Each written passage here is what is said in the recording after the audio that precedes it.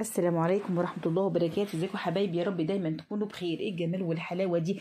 يعني نتابع بقى سلسلة الاكلات الاقتصادية حبايب قلبي في الظروف الصعبة دهية، ونعمل بقى الكشري المصري. هتقولوا الكشري المصري ما بقاش رخيص دلوقتي، ده كيلو المكرونة ب20 والرز ب20 والشعرية ب20 والعدس ب40 وب50، بس برضو تظل برضو من الاكلات الاقتصادية الطعمة الجميلة يا حبيبة قلبي.